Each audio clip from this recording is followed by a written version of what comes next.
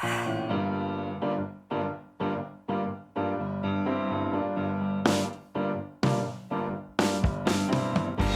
everyone and welcome to another episode of the ROKER RAPPORT podcast in association with the Sunlun Community Soup Kitchen.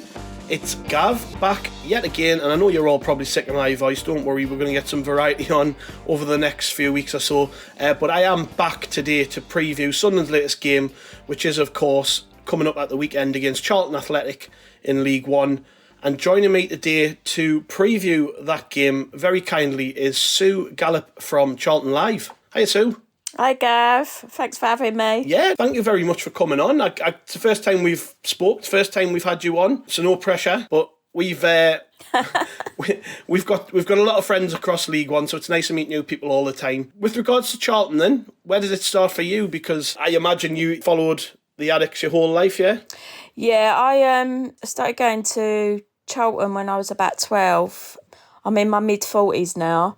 We was actually sharing at Selhurst Park at the time when I started going. So I've seen us go through some really rough times, but it's just one of them clubs that once you get involved and start going, it just gets you hooked. Probably much like yourselves, to be honest. Yeah, well, we've crossed each other's paths a few times over the years, haven't we? I presume you were at the last final we played against each other, and also were you there in '98? Yeah, 98 and the last one. Oh, good times for you then.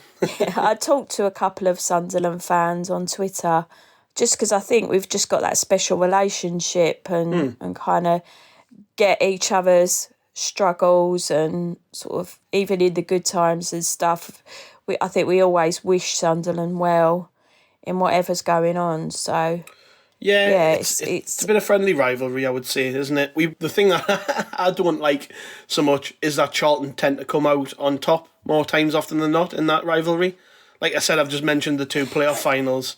I was only quite young when 98 rolled around, but I was there at Wembley. I mean, it's still even now, isn't it? It's gone down as probably the best ever game at Wembley Stadium. It's the one that's always replayed on Sky when they're trying to fill an hour. They always stick that game on because people love to watch it. It was end to end, back and forth. So many mini stories going on in the game. You had Clive Mendonca, who was a Sunderland mad centre forward, playing for Charlton, scoring the hat-trick that promoted Charlton above Sunderland.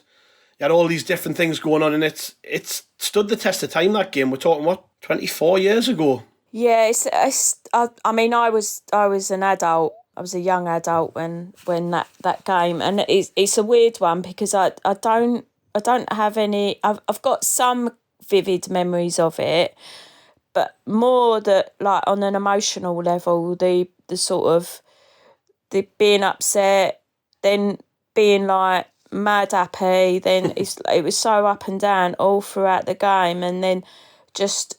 That I actually stewarded a coach that day, and I can remember the journey home. The clearest out of anything else was everyone was just silent because we were so drained. Yeah, it was the same with our fans' mind. Yeah, I mean, it was. We came out of Wembley. Everyone was like lovely. There was no bother. Like people like well done, and we were like oh sorry and. We have got that nice relationship between us, but it was, and then on the coach on the way home, it was just silent. Like, people were just so drained. Just, like you say, like I always sort of say, when I used to work at Charlton, I used to do a tour with the kids on a match day, and I used to say, actually, that game was voted the second best football match ever played at Wembley Stadium, and that was only second to the World Cup final when England won in '66. So, and as far as I'm aware, that hasn't changed because, like you say, there will never be another game like that one. I can't just breeze past that, by the way. You used to work for Charlton. What was that? What did you used to do? Yeah, so I basically, when we went back to the Valley, the club didn't have a lot of money, a lot of finances. So myself, my mum and my stepdad were all volunteers there when we first went back. So we used to just help out with stuff. And then over the years, at one point I was the mascot. So I was Harvey the cat. And then I started helping out on like sort of more community-based stuff. So like in the summer holidays, we'd go out to the local parks and travel round promoting the club, giving the kids free activities to do. And then I got a full-time job there. While I was doing my degree, I was helping out with the community scheme and also helping out with some stuff at the actual football club, more around like the junior members and sort of charity stuff. And then a part-time role looking after the disabled supporters and looking after the matchday mascots. Oh, right, okay. So, yeah, I was doing that. And then when we got relegated from the Championship into League One, I got made redundant, but I kept the matchday job of looking after the mascots. All right, okay. But, yeah, I ended up giving that up. It's about 4 years ago now, in all honesty, just because I didn't like the way the club was being run. Mm-hmm. Didn't agree with how some people were being treated. And, yeah, just really fell out of love with it for a while. Mm-hmm. But, yeah, season ticket holder now again. So. Well, fast forward a few years, then under new ownership, beat us obviously in that playoff final to go into the Championship, but were relegated back to League One. How are you feeling about the direction of the club at the minute under, it's Thomas Sandgaard, isn't it? I don't want to get that wrong. The current owner of the club. How do you feel about how things are going under him? It's a difficult one, Gav. It's. I think when he first come in, we were all full of excitement and hope because obviously we had all the farce with Matt Southall and the Neymar, who we sort of refer to as the fake sheikh. When Thomas came in, we was like full of hope. He was saying all the right things. It was quite exciting. And then I think as time's gone on, I'm starting to get a little bit more worried about the direction of the club. There's a lot of, I mean, when Thomas first came in, he was very much like talking to fans, very sort of present. Things have gone a little bit more quiet more recently. I think we've sort of been a little bit worried that his company, the share prices have dropped quite dramatically, and we don't know whether that's going to affect what he can put into the club longer term. Yeah.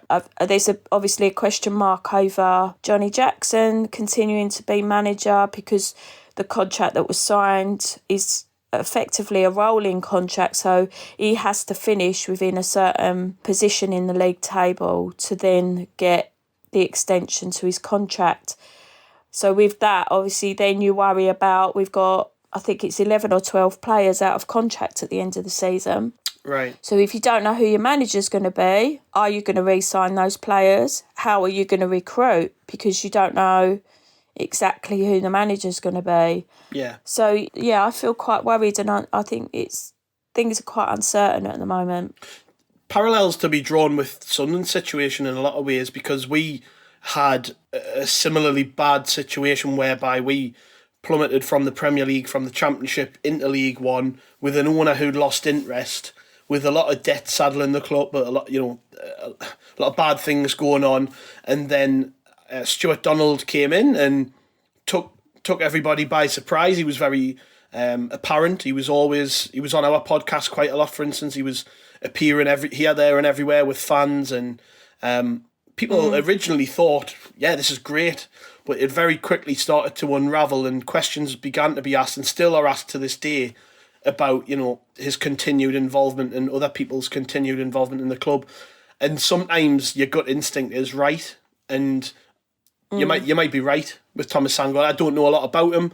What I do know about him is that he was a bit like Stuart Donald, here, there, and everywhere, always appearing on Talk Sport and things like that, chatting about the club. But obviously, when things start to go awry, as they are a little bit at the minute, I mean, you look at the league table at the minute. Charlton sitting in 16th. We had Tom White from Sky Sports News on the pod at the weekend, and Tom believes that maybe the team's in a false position in the table. Would you agree with that or not? Do you think they're in a false position? Well, my view is the table doesn't lie, does it? Your position is only as good as your results. So in that respect, I can't say that we should be higher. I think when you look at the squad, on paper, we should be doing a lot better. But as it's been sort of well publicised, we have had a lot of problems with injuries. Some of I think in the January transfer window, we obviously got some more loan signings and a permanent from Ipswich.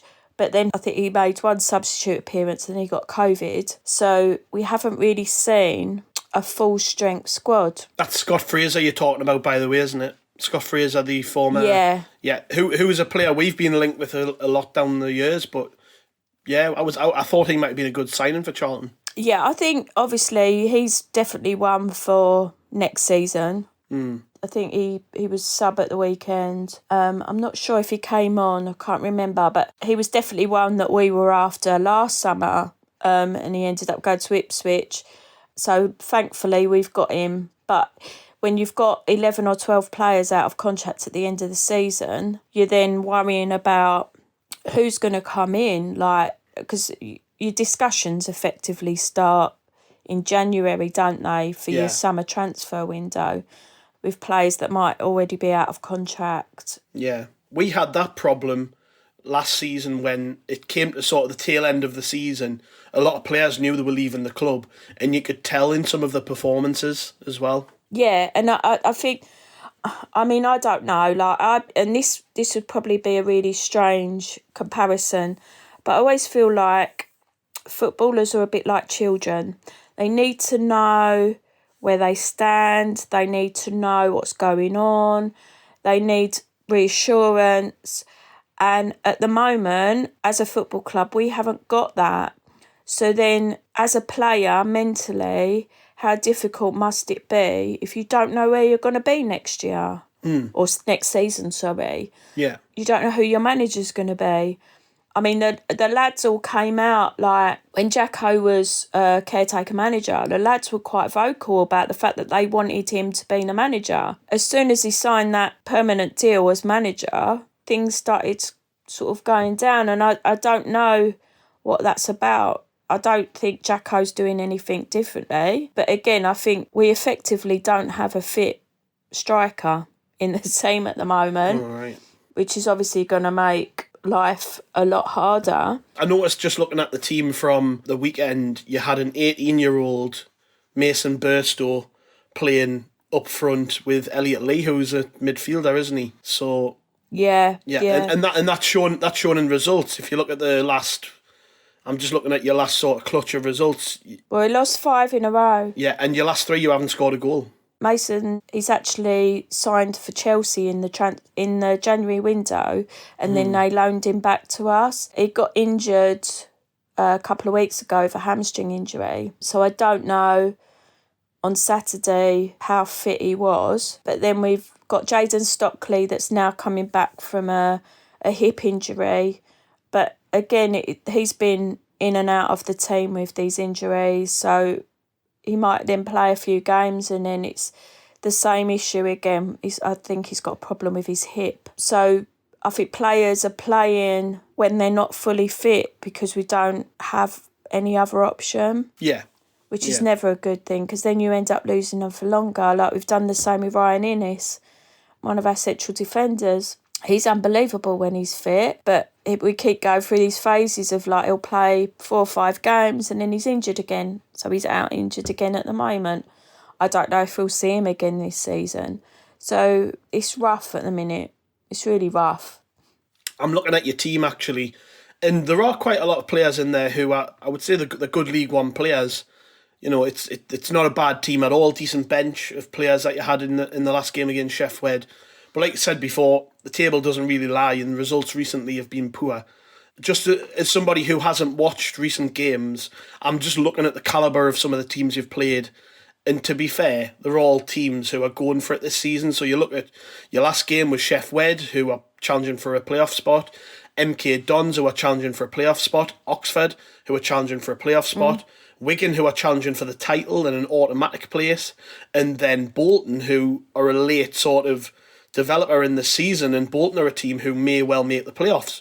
So, I mean, you've played decent teams recently, but is that a valid excuse for recent performances or not? I don't know, like, I would say historically, we've always played better against better sides. Some of the fans have sort of queried the formation we've been playing. But I think, yeah, obviously, these teams that you mention are going for playoffs or automatic promotion, which would have an effect on it. But I would still expect the players to put in a shift. And is that not happening? No? No, not with... I mean, there are some of the lads... I mean, there's lots of discussions on Twitter and the forums around who out of the current squad we should stick with and keep. And there's not that many that people are kind of going, yeah, like... So George Dobson, obviously I know he was with you for a bit. He's been immense. He's been absolutely fantastic. Albie Morgan has come back in. He was one of our academy products. He's been really consistent since he's come back into the team. Our forward line of Connor Washington and Jayden Stockley is probably one of the best in the league, but they've both been out injured. So it's difficult to kind of put your finger on what isn't working. I'm very much a believer that we should stick with Jacko and let him build his own squad in the summer. Whether he'll be allowed to do that or not is another question. But yeah, I think definitely with the teams that we've been playing recently would have an effect on confidence, because they're looking at those teams and going, oh, they're in the playoff places or they're going for automatic promotion. Yeah, it's tough. Tough. Yep, League One is definitely tough. I think we can attest to that. We've been here for 4 seasons now, and we're struggling to get out of it. But we've had a lot of players in this league with us. 2 of them, you just mentioned one there, 2 of them play for Charlton currently. George Dobson, you said's been immense. I think that might be a surprise to some fans of Sunderland, who I don't think we ever saw the best of George Dobson, really, in a Sunderland shirt. What's his ceiling as a player, do you think? Because, like I say, we signed him on the premise that he was a good young prospect from Wimbledon, and it just never worked for him. He didn't really get in the end, he didn't really get a solid run in the team, and I don't think people were really having him. But it's interesting to hear you say that he's doing quite well at Charlton. Yeah, I mean, at the moment, he's probably front runner for Player of the Year for us. He wasn't, when we had Nigel Atkins at the beginning of the season, he wasn't really playing him. When Jacko came in, George has been consistently in the team. He's a fantastic player. When you talk about levels, I'm not sure. I think to see, if I saw him in a stronger Charlton side, you could possibly say he could do it in the Championship. But at the moment, I would say he's a very good League One player. Yeah. What about Adam Matthews then? I notice he's another one who we signed him when we were in the Premier League. He played a little bit in the Championship. He wasn't really part of the Premier League team, and it wasn't really until we came into League One that he got many games. But another player who moved on, and I'm not really sure fans were too bothered about him. Yeah, I think we're having the same issue here with Adam. It's a shame. Like, you never like to see a player being sort of dug out, but he's often one that gets criticised for like mistakes made in games that has effectively cost us goals. There are times, like just from a personal point of view, which when I'm watching him and he's running down the wing with the ball, and you're thinking, wow, fantastic, and he's getting some good crosses in, but then defensively, he's just not picking up his men. He's not. I mean, set pieces are our weakness. 100%. And for whatever reason, he's just not doing it.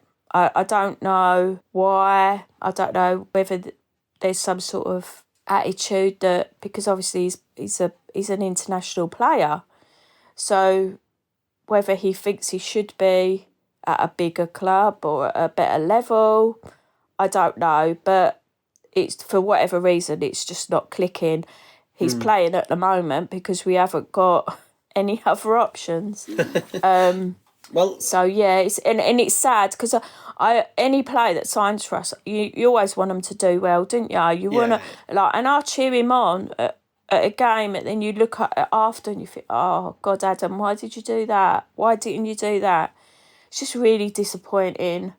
So, yeah, but George is immense. Oh, well, to be fair, I'm quite glad to hear that George Dobson's doing well, because we were having this conversation on the podcast at the weekend when, like I said, we were talking to Tom White, and he was talking about how he doesn't like to hear when people boo players who used to play for us. And I'll be honest, I wasn't a massive fan of George Dobson when he was at Sunderland. I certainly wouldn't boo him, but I think it's nice, especially for the younger lads, when they go off and, it might not work out here, but they go and they find somewhere where they're a little bit more comfortable. And, being back down in the south, closer to his family, might have just been what it was. It's a big move for a young lad to come all the way up to Sunderland and, have your life turned on its head, move away from everything you've ever known. It's a lot to do with the football, obviously, but there's a lot more to it. And it might have just been that he's better suited in the south. Yeah, I think you're right. I think personal circumstances have a big impact. At the end of the day, they are human beings. They're not robots. And I think if you don't settle in an area, we've just had the same with Charlie Kirk. We signed him from Crewe, really exciting about it, and he just didn't settle. And he's obviously gone to Blackpool now, and he's playing well. Yeah. So, I mean, Charlie's circumstances were slightly different, that he just lost his dad and then he moved down south. And I just think at the time it was just the wrong time. And I know players can struggle with that massive move, especially like Charlie had been at Crewe all of his life. So it is a big change. London can be quite scary. So moving all the way down the country can affect how someone plays and responds to life, basically. So I think I think that had got raised with George. Like one of the guys that I chat to from Sunderland, Tony, he'd sort of said to me about George when we signed George, and sort of asked how he's getting on. And I think it is down to that sort of, like you say, being away from your family, your friends, everything you've known, your local area. It can be like a big drain on you emotionally. Yeah. So, I would say that's probably why it didn't work out for him at Sunderland, but happy that he's with us and doing well. Yeah, and I'm happy he's doing well elsewhere. I'm hoping he doesn't play well on Saturday, because we haven't really touched on the game on Saturday, but he is likely to play. I think he had a really good game against us earlier in the season at the Stadium of Light, so he'll be well up for it. But like I said earlier, Charlton have had some bad results recently, and one thing that might be good news for you guys is that when we've played teams in terrible form recently, we've lost and dropped points. So I'm certainly, and I'm sure a lot of Sunderland fans certainly aren't looking at this and thinking it's going to be a cakewalk, because, like I say, we were put up against some poor teams recently where they've been, I think it was Cheltenham hadn't won in 13 and beat us. Doncaster were bottom of the table and beat us. So we're there to be got at, but at the same time, the caveat to all of this is that Sunderland finally won a game on Saturday, and what impact will that have on us? We don't know. I think when you speak to any Sunderland fan, they'll probably say, well, we'll wait and see. We're not getting too ahead of ourselves now. It was a great win against Wigan, but it means very little if you then go and lose to Charlton. How confident are you? Yeah. How confident are you about Charlton's chances on Saturday? I know, like I said, you've been in poor form, but does that concern you too much? I'm really torn with this one, Gav, to be honest. It's like you say, like I've said earlier, like we raise our game for better sides. We do okay against Sunderland on the whole, but I worry that the injuries that we've got and the confidence level at the moment, that I feel like we're going to struggle. They might surprise me, but I mean, if we got a point, I'd be buzzing, put it that way. I don't know. I just think I like to think that we could do it, but I don't feel confident, which is unusual for me because I'm normally quite... they always say that I'm the rose-tinted girl. I think you, in that respect, we're 6 points off of the relegation areas now. We have got something to play for, but at the same time, Sunderland, I almost feel like Sunderland have got more to play for. Does that make sense? Yeah. We've got to get in the playoffs. We've got to get promoted. And that win at Wigan was great. 3-0 win away from home against a top team. Great. But then you look at the other teams around us who've won games and you think, well, we had to win. We absolutely had to win. We're still 6th in the table, but there are teams below us with games in hand. I mean, I'm just looking at it now. Plymouth have got 2 games in hand and they're only 3 points behind us. So we've got to, I mean, our manager's been very clear, you know, he wants to take one game at a time. So Charlton is just the next challenge and we've got to meet that face on and yeah, try and get another 3 points. I mean, we can't really afford to keep dropping points like we have. Hopefully this is a mini resurgence from our point of view, but you guys not being in such great form, it might be heartening to some people, but not to me. Not because of the way we've handled these situations recently. But other than that, I know you're not too confident, but how do you see the game playing out itself? I mean, I won't press you for a score prediction if you're not comfortable giving one. But how do you see sort of Charlton approaching the game and it perhaps playing out over the 90 minutes?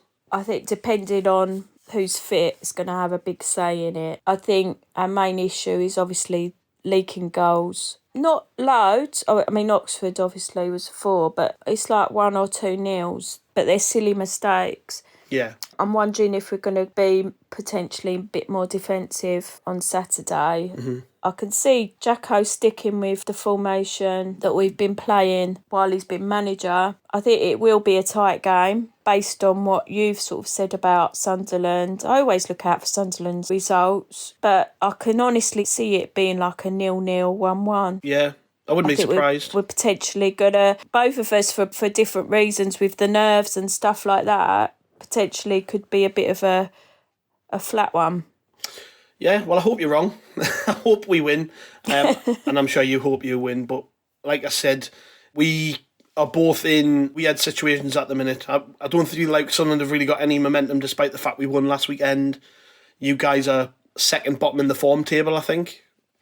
So, I mean, like I said earlier the year when we spoke to Tom at the weekend, he was very much of the opinion that Charlton might be in a bit of a false position. So it should be interesting at least. I think the neutral might favour a draw. So I wouldn't be totally shocked. And to be honest, after the way we've been playing recently, if we put in a brilliant performance but only managed to draw, I don't think people would be too disappointed. But we need to be winning games, really. And I am. That's the same for you guys, I guess. Yeah. When you start getting that much closer to the bottom 4, you do start getting a bit twitchy and look at the games that you sort of think, oh, I should have got a point out of that at least, or should have won that one. Yeah, potentially, like losing again Saturday, it's just drawing us closer into that area. I mean, I think the results went in our favour with the teams below us, but we can't rely on other teams to keep us in this league. We have to do our own thing. Yeah. And I know Johnny will be so on it with the players and how much they need to be raising their game. And they need to be up. If you can't get up for games like this, you don't deserve to be a footballer, in my opinion. Like, even though we're both in League Ones, in my eyes, Sunderland is still one of the biggest clubs in the country. If you can't get up for that, then you don't deserve to be playing. Well, Sue, thank you very much for your time. Really appreciate it. I wish you luck for the rest of the season. Obviously not on Saturday, though. We've got to win that game as much as you guys do. But yeah, I hope you stay up, you have a strong finish to the season. And hopefully in a couple of years' time, maybe we're doing this again. I'm like, maybe hoping in the Championship rather than League One, though. Yeah, same. But can I just quickly offer my condolences to the family of Michael? I don't know if the club are planning on doing anything on Saturday. Yeah, I just very wanted sad. To say there's sad news to see a fan pass away. Going to watch his team. Appreciate it, and like I say, hopefully something can be done at the weekend. I'm sure it'll be acknowledged. Thank you very much, Sue. Appreciate your time, and thanks for joining us. Yeah, thanks, Gav. And thanks everyone for listening. We've got plenty more in store for you as the week progresses. There'll be a reaction pod after the Charlton game, and there'll be plenty coming up on RokerRapport.com. So if we don't see you before the weekend, we'll catch you later, and good luck on Saturday, Sunland. Cheers.